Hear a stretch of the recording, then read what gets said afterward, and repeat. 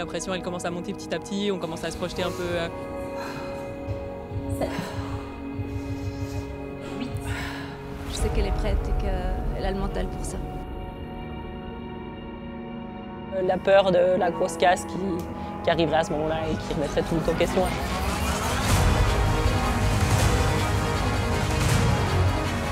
C'est quelqu'un d'hyper concentré, d'hyper calme, qui tient sur la distance.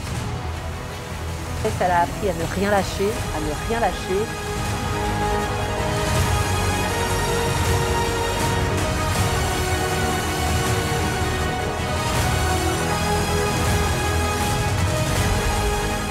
Il a fallu batailler pour réussir à franchir la ligne.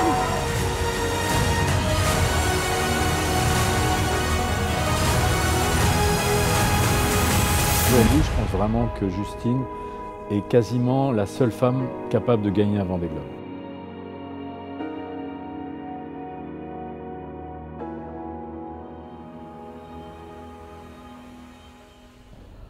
Accompagnez bien avec les deux épaules. Je m'appelle Justine Métro, j'ai grandi en Suisse, je vais avoir 38 ans et puis je suis skipper du coup de l'IMOCA Teamwork Team Staff. Le Vendée Globe, c'est une course autour du monde à la voile, en solitaire, sans escale et sans assistance. C'est une course qui a lieu tous les 4 ans. C'est la première fois que Justine Métro y participe. À ce stade, aucune femme, ni d'ailleurs aucun concurrent non français ne l'a gagnée. Ça part en novembre au Sable d'Olonne. Et puis au-delà, évidemment, de la compétition, le Vendée Globe, c'est avant tout une formidable aventure humaine. Les qualités pour la voile au large, c'est des qualités de préparation du bateau, de météo, de décision, de mental, voilà. Et le physique, c'est vraiment le petit dernier, quoi. Et en plus, c'est une caractéristique sur laquelle on peut jouer. On peut avoir, si on veut, des winches plus gros ou des méthodes de... Voilà. L'intelligence, on a plus de mal à jouer dessus, mais j'ai la faiblesse de penser que les femmes sont au moins aussi intelligentes que les garçons. Le Vendée Globe, il se court sur des IMOCA. C'est des bateaux qui doivent rentrer dans une boîte de 18,28 mètres de long, 5 mètres de large, avec un mât de 29 mètres. Et puis la nouveauté depuis 2 éditions, c'est que ces IMOCA se dotent désormais de foils. C'est des appendices qui permettent de sustenter le poids du bateau, parfois même de le faire voler.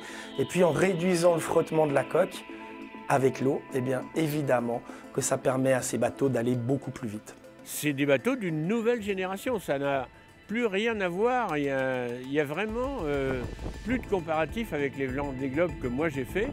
Nous, on n'avait aucun renseignement météo. La météo qu'on recevait était totalement folklorique, on n'avait pas d'ordinateur à l'époque. On n'avait pas les liaisons qu'ils ont avec leurs équipes pour réparer, il fallait se débrouiller soi-même.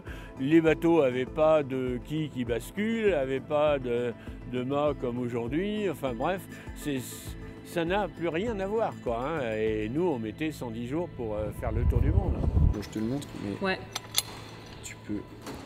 T'as juste ça là. On est maintenant à 2 jours du départ, donc voilà, la pression elle commence un tout petit peu à monter. Et si vous voulez que tu le gardes. Vu que c'est un premier, voilà, il y a une part d'inconnu, mais du coup il y a aussi une part de fraîcheur. Il y a peut-être un peu moins de pression que pour les gens qui repartent, qui ont peut-être plus, voilà, plus d'ambition. Et c'est vrai que moi j'ai un projet voilà, performant, mais un petit peu d'outsider, donc ça permet d'avoir une position plutôt confortable, je pense, par rapport à certains concurrents.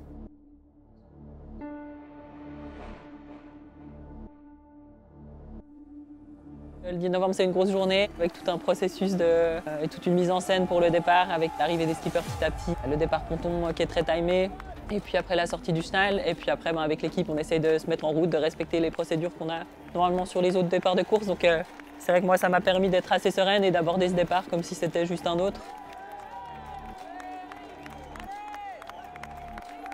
Il y a pas mal d'émotions, beaucoup de fierté. En fait, je crois qu'on ne se rend pas compte quand on regarde de l'extérieur du travail que c'est d'aboutir à une ligne de départ d'un Vendée Globe pour tous les projets qui sont ici. C'est vraiment le sommet de la montagne, le sommet de l'Everest. Et puis on ne voit pas tout le travail qu'il y a derrière, tous les investissements, tous les sacrifices qui ont été faits en amont. Je sais qu'elle est prête et qu'elle a le mental pour ça. 6, 5, 4, 3, 2, top départ Vendée Globe 2024. On est la première fin d'après-midi sur ce Vendée Globe 2024, donc c'est top. Je suis pas trop mal partie sur la ligne de départ et puis j'ai plutôt pris le vent du bon côté, donc voilà, mais c'est vraiment que le début. Je prends mon bon départ et en fait après ça part un peu par devant, donc voilà, j'arrive à bien partir. On a des conditions de portant pour toute la descente de l'Atlantique, quasiment il y a une petite période de transition, mais voilà, on descend l'Atlantique dans des conditions qui sont plutôt favorables, qui sont plutôt légères, à part du vent fort un peu au Cap Finistère, mais voilà, ça se passe sans trop de problèmes pour moi. Voilà un petit peu l'ambiance de ces dernières heures à bord de Timor. On a une zone de transition et puis en fait les alizés sont pas en place, donc ça demande de se décaler beaucoup dans l'ouest pour aller toucher du vent. Voilà, en tout cas ça permet du regroupement, moi ça me permet aussi de recoller à la tête de flotte qui m'avait un petit peu distancé. Donc voilà, effectivement il y a un peu de regroupement, ça redistribue un peu l'écart. Spéléo on dirait, mais c'est un peu ça peut-être, faut baisser la tête, on est dans le poteau noir. Donc voilà, des grains, beaucoup de pluie, là il a plu pendant je sais pas 2 heures sans discontinuer des cordes. Alors le poteau noir, ça se trouve à l'équateur, c'est ce qu'on appelle la zone de convergence intertropicale où les alizés du nord rencontrent les alizés du sud de la planète. Ces deux masses d'air chaud provoquent une zone sans vent avec de temps en temps des orages très violents. Elle est plus ou moins large et elle se comporte aussi comme un passage à niveau. Bien passer le poteau noir quand on est devant, c'est distancer ses concurrents qui suivent ou alors se faire rattraper si on n'y arrive pas. C'est un point stratégique important dans la course. Ça s'est plutôt bien passé, le poteau noir. Je pense que je suis une des personnes dans mon groupe qui le passe le mieux. Après, il y a toujours un peu de réussite. Hein. Nous, on choisit où on rentre. Après, les nuages, ils continuent d'évoluer un peu à ce moment-là. Donc, on n'est jamais... Voilà, c'est vraiment pas une science exacte. Il faut un peu de réussite. Et voilà, c'est mon cas. Donc, ça me permet plutôt de passer le poteau noir sans trop m'arrêter et de plutôt regagner un peu de terrain sur ces passages-là.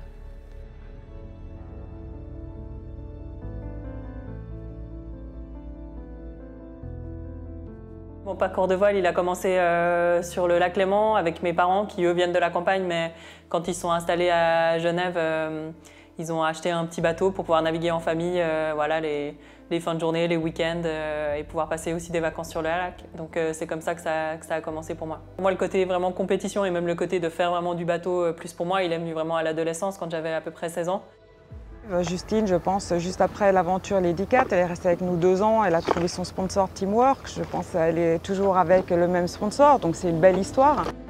En 2011, donc, on gagne la Mini Transat avec David Raison et on avait aussi Étienne David qui fait 7e sur cette Mini Transat. Et en 2012, je lui demande de me recommander, vu qu'il avait encadré les jeunes au CERF, je lui demande de me recommander 2 marins talentueux, 2 jeunes marins talentueux genevois, et c'est là que Étienne me donne les noms de Justine et de Nils Palmieri.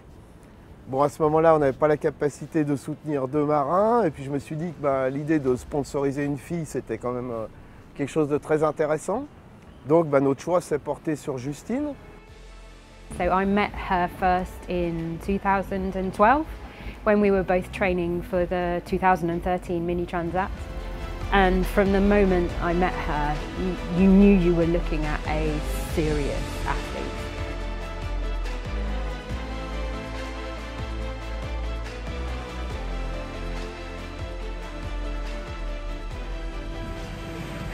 Voilà, on vient de passer l'équateur à bord de Timor Kislev, donc petite célébration.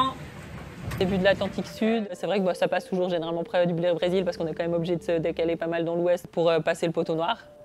Et puis à ce moment-là, c'est un peu là où moi j'ai mon premier gros souci parce que j'ai un souci sur une descente de safran qui fait que j'abîme en fait la tête d'un de mes safrans et qui fera que je ne pourrai plus le relever pendant toute la course. Donc voilà, c'est un souci sur lequel on trouve des solutions avec mon équipe. Mais ça me prend un petit peu de temps et puis aussi voilà, ça met un peu une épée de Damoclès sur ma tête parce qu'il faut ce safran remonte plus tout seul, donc il faut pas que je tape quelque chose qui ferait que ça l'endommagerait et potentiellement ça pourrait recréer des problèmes. Mais au final, voilà, j'ai de la chance avec ça et ça n'a plus été un souci sur la suite de la course. On est du coup le matin du 27 novembre à bord de Timor Kislev et voilà, je suis assez fatiguée comme vous pouvez le voir vu que cette nuit j'ai mon J0 qui a fini par se déchirer. C'est un peu le gros problème, c'est la voile dont j'ai besoin cette semaine-là pour naviguer. Ça fait partie du jeu, je pensais pas avoir un souci de voile, bien sûr, qu'on imagine en avoir sur le Vendée Globe, mais là, ça arrive quand même assez tôt dans la course parce que c'est à peu près après deux semaines et demie de course, je crois. Donc voilà, j'essaye après de faire du coup au mieux sans cette voile parce que de toute manière, à ce moment-là, elle est plus du tout réparable. Voilà, du coup, j'ai fait une première couture et maintenant, je vais reconstruire le galon de chute. J0, c'est une des 8 voiles du bateau. C'est une grande voile d'avant qui permet d'aller au portant quand le vent pousse le bateau dans des airs légers. Également auprès dans certains airs très légers. C'est une partie importante du moteur vélique du bateau. En plus, c'est assez injuste puisque c'est un défaut de fabrication qui fait que cette voile se déchire. C'est pas du tout de la faute de Justine Métro. C'est un coup dur, doublé le même jour par le fait qu'un des deux safrans, la partie immergée du gouvernail, ne se relève pas. Donc ça augmente la traînée dans l'eau. Bref, il y a des jours comme ça en voile et notamment au Vendée Globe où la vie est dure. Et puis ces jours-là, Justine fait parfois appel à sa famille, à ses frères et ses sœurs, et puis pour qu'ils et elle lui remontent le moral. La famille, les amis. Aussi, quand j'avais des moments plus durs, c'était c'était les bonnes personnes à qui faire appel. Ouais, bien sûr, c'est important d'avoir du soutien moral.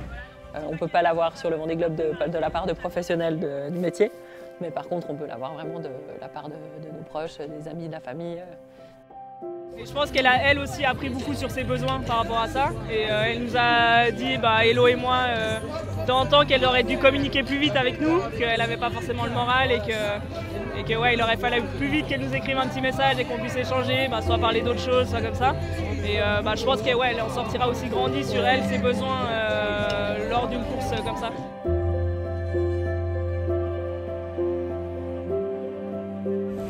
Pas facile à bord de Team Watkins 9, on est le matin du 3 décembre et on est en plein dans le courant des aiguilles, donc la mer elle est vraiment atroce.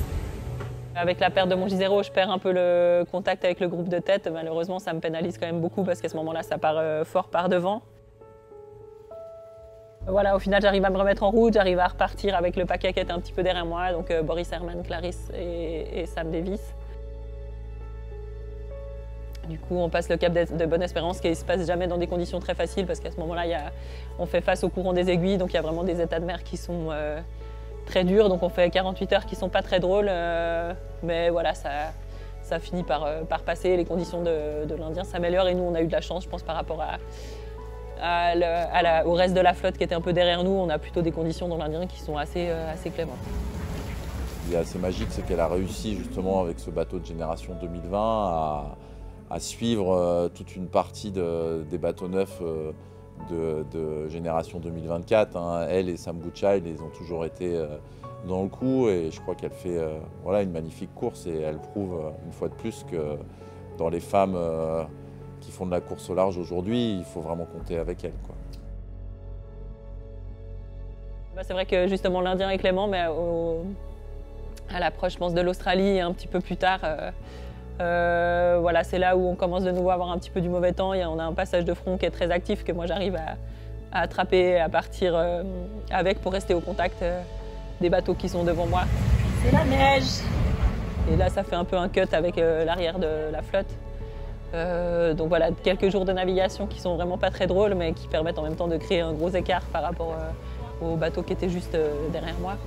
Donc voilà, ça vaut le coup et ça m'a aidé après à avoir le classement que j'ai eu sur le reste de la course. C'est une édition que j'appellerais une édition de figariste. Vous savez, cette solitaire du Figaro qui se court tous les étés depuis 45 ou 50 ans en France et qui forme des jeunes skippers sur le solitaire. Et on voit cette année, le top 10 est occupé par quasiment que des figaristes. Ce qui n'était pas le cas il y a 4 ans où vous aviez un Boris Herman, Louis Burton, Yannick Bestaven qui n'est pas du tout un spécialiste de la solitaire du Figaro.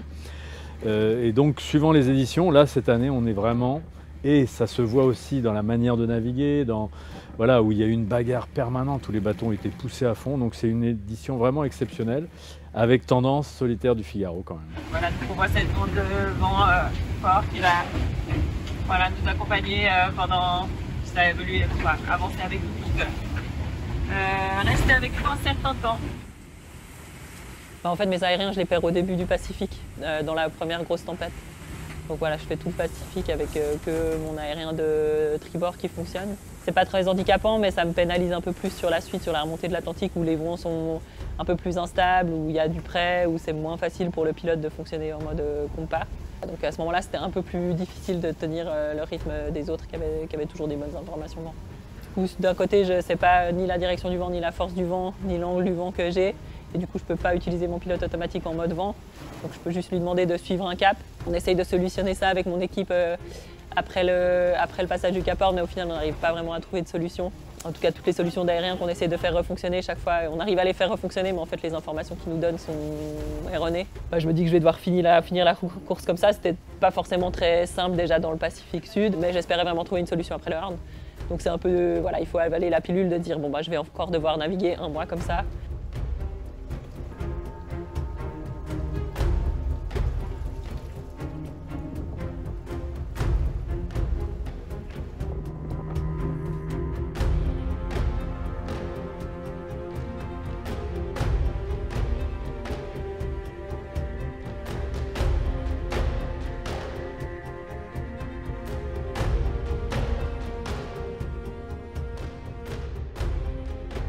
Elle a appris le process, elle a appris à ne rien lâcher, à changer les voiles quand il fallait les changer.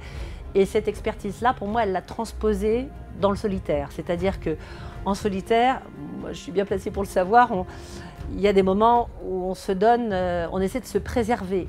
Justine, elle me donne l'impression de ne jamais se préserver. J'ai même envie de lui dire de temps en temps, respire.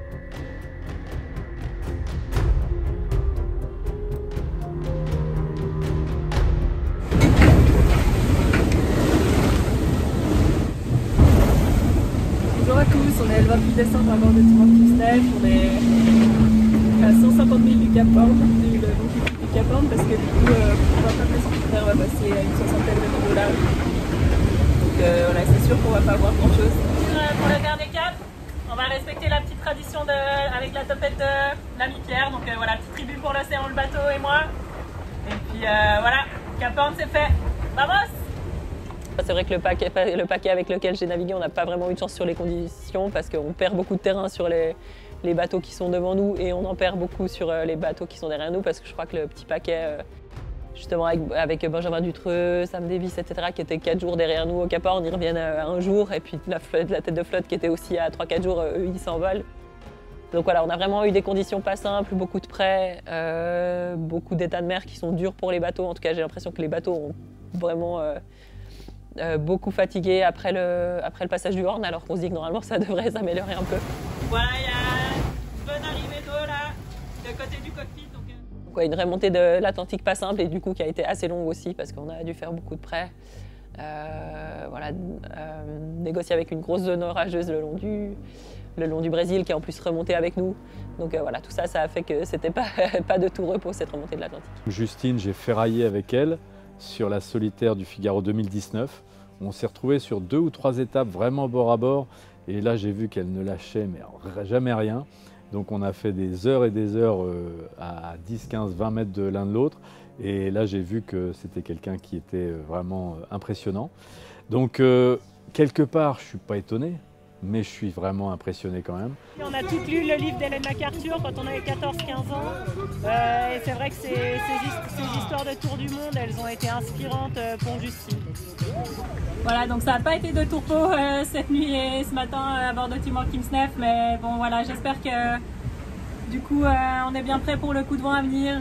Avec le paquet avec lequel je naviguais, on enchaîne sur un Atlantique Nord qui est assez actif, très très pressionnaire. Donc voilà, des conditions de course sur la dernière semaine qui ont été très engageantes. En tout cas, plus grosses. Voilà, moi, dans le sud, je crois que j'ai eu jusqu'à 6 mètres de mer et là, on a dû accepter de naviguer dans plus que ça. Donc jusqu'à 7 mètres et quelques, parce que sinon, de toute manière, on n'arrivait pas à passer. Et aussi dans pas mal de vent, dans 2 grosses dépressions. Donc voilà, une fin de course qui est exigeante. En plus, à ce moment-là, les bateaux, ils commencent à être bien fatigués. Donc voilà, un peu la peur de la grosse casse qui arriverait à ce moment-là et qui remettrait tout en question, alors qu'on a fait déjà beaucoup du parcours et on aimerait pouvoir finir dans des conditions un peu plus simples pour les bateaux. C'est un autre Vendée Globe, effectivement, et c'est jusqu'au bout, on voit que l'arrivée est compliquée.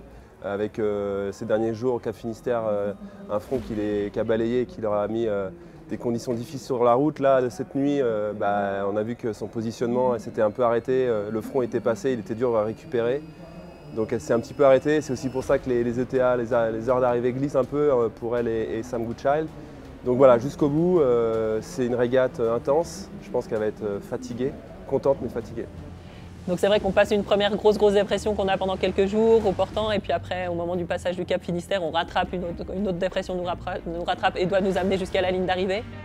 Malheureusement, les prévisions ne sont pas très justes et le dernier front, il passe sur nous un peu plus tôt que prévu. Et du coup, on se retrouve derrière ce front-là, sans vent.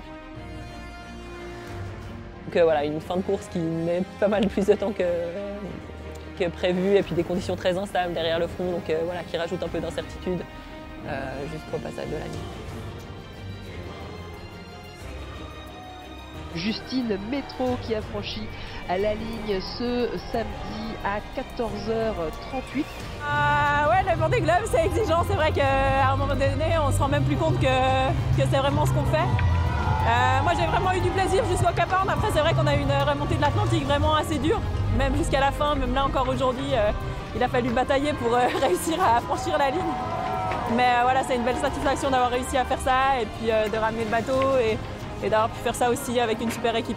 Alors une fois qu'on a passé la ligne d'arrivée du Vendée Globe, il faut passer le chenal. C'est un chenal qui n'est pas toujours ouvert. À marée basse, il n'est pas praticable. Alors des fois, il y a une course dans la course. Ce sera le cas de Justine Métro qui doit se dépêcher après la ligne d'arrivée pour passer le chenal. Et puis le chenal, c'est un moment symbolique, très émotionnel, très fort pour les marins parce qu'ils vont quitter leur solitude. Ils retrouvent immédiatement des dizaines de milliers de personnes qui sont massées autour de ce chenal. La mer se calme, les vagues s'arrêtent. C'est le retour à la terre et c'est un moment extrêmement fort pour les marins du Vendée Globe. Ouais, c'est vrai qu'à ce moment-là, on se dit que justement là, qu'on a vraiment bouclé la boucle. C'est super chouette de retrouver l'équipe qui monte à bord, même si on a un peu speed justement pour aller au chenal. Et c'est vrai que c'était impressionnant le monde qu'on a eu. J'ai eu de la chance, voilà, j'arrive un samedi après-midi, à ce moment-là il fait beau. Effectivement, il y a énormément de monde qui est venu sur les quais, c'était vraiment impressionnant. Donc c'est chouette, on se rend compte voilà, de l'engouement que la course a eu, que le plaisir, du plaisir que les gens ont eu à suivre la course. Et puis c'est un chouette moment de partage avec le public et puis aussi avec les personnes qui sont à bord du bateau. Ouais, c'est vrai que c'est un truc de malade. C'était pas fait exprès, mais on arrive un samedi après-midi. Du coup, c'est vrai que c'était impressionnant le monde qu'il y avait dans tout le chenal. Super atmosphère, ça fait super plaisir. C'est une fille qui est vraiment, qui a des super qualités de marin. Elle a une grosse expérience. Elle a navigué sur des supports très différents. Elle n'est pas dans les sbroufs, hein. Donc c'est peut-être pour ça qu'on la connaissait peut-être un peu moins. Enfin, je pense qu'en Suisse, elle est connue, elle le sera encore plus sûrement. Mais voilà, moi je pensais, elle a des qualités aussi d'analyse météo qui sont très performantes. Et puis c'est quelqu'un d'hyper concentré, d'hyper calme, qui tient sur la distance. Et ça, c'est une grosse qualité dans une course comme le Vendée Globe. Donc voilà, donc j'avais parié sur elle, donc j'ai gagné mon petit pari personnel. Pour moi, Justine peut gagner le Vendée Globe de toute évidence. Et voilà, sur cette édition, pour moi, je voyais Samantha Davis et Justine volontiers sur un podium. Je pense que dans 4 ans, il faudra vraiment compter sur le podium avec Justine. J'espère. Aujourd'hui, je pense vraiment que Justine est quasiment la seule femme capable de gagner un Vendée Globe, avec un bateau fait pour. Pour son premier Vendée Globe, Justine Métro termine en 8e position. C'est la première femme, la première non française de l'épreuve, mais c'est surtout elle qui signe désormais le temps de référence pour les femmes dans le cadre du Vendée Globe. C'est un résultat incroyable pour une première participation. Alors on se demande évidemment ce qu'elle serait capable de faire avec une participation et un meilleur bateau en 2021. Bon plaisir de vous voir. Merci. Bravo. Merci. Ah, hello. Bravo, merci. Bravo. Merci. Bravo. Ouais. Merci beaucoup. Merci, au revoir. Allez. Le Vendée Globe, c'est quand même une course qui est très engageante, très exigeante. Ça demande beaucoup de préparation, beaucoup d'engagement aussi sur les années précédentes. Donc voilà, il faut être sûr moi j'ai envie d'être sûr de vouloir y retourner, de ne pas le faire pour les mauvaises raisons. C'est vrai que souvent on entend les skippers qui disent qui sont pas sûrs de vouloir y retourner et qui retournent et au final qui retrouvent la bonne énergie de le faire peut-être juste quelques mois avant l'échéance. Donc voilà, on verra, je me laisse le temps de voir venir en tout cas ce que j'avais dit et à mon équipe et aux personnes avec qui je suis engagée ou aux propositions que j'ai pu déjà avoir, c'était que je me déciderais au début du printemps que j'avais besoin de, déjà de faire un premier Vendée Globe, voir comment je le vivais et que je saurais mieux à ce moment-là si j'avais envie d'y retourner ou pas. Et puis après, voir ce qui se profile et pouvoir prendre une décision.